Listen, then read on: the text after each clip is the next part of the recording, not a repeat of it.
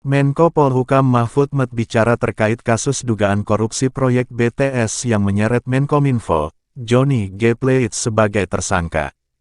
Dia menyebut proyek BTS tersebut mangkrak. Mangkrak dan belum ada barangnya, yang ada pun mangkrak. Oleh sebab itu semula dihitung kerugian oleh kejaksaan itu sekitar Rp1 sekian triliun, namun kemudian BPKP turun tangan, kata Mahfud di Hotel Bidakara, Jakarta Selatan, Kamis tanggal 18 Mei tahun 2023. Proyek tersebut dimulai pada tahun 2020 dan ditargetkan rampung pada 2024. Hingga tahun 2021, dana sudah keluar Rp10 triliun, namun barang tidak terlihat.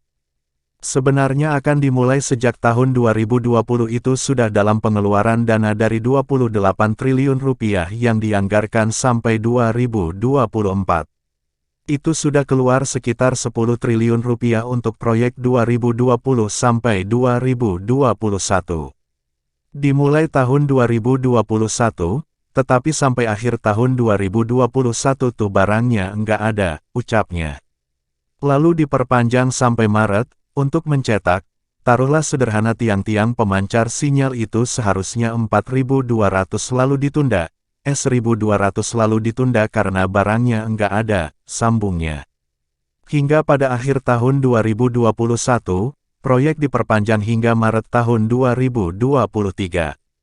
Memang ada tiang BTS sebanyak 985, namun tidak berfungsi dengan semestinya. Itu kan mau membangun 4.800 tiang. Tiang itu dijeda, dengan satelit oleh BPKP ditemukan hanya ada 985, itu pun disampel tidak ada, hanya barang-barang mentah mati, enggak ada gerakan sinyal dioperasikan, ujarnya.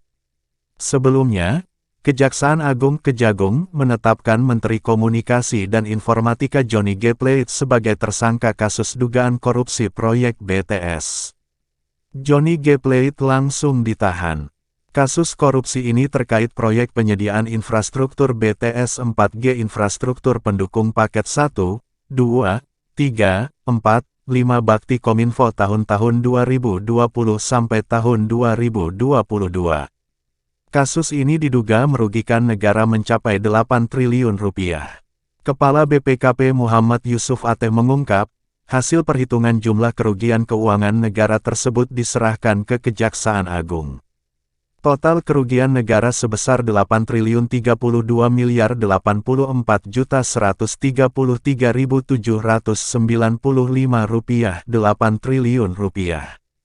Berdasarkan semua yang kami lakukan dan berdasarkan bukti yang kami peroleh, kami telah menyampaikan kepada Pak Jaksa Agung kami menyimpulkan terdapat kerugian keuangan negara sebesar Rp8.082.133.795 triliun, kata Yusuf Ateh, dalam konferensi pers, Senin, 15/5.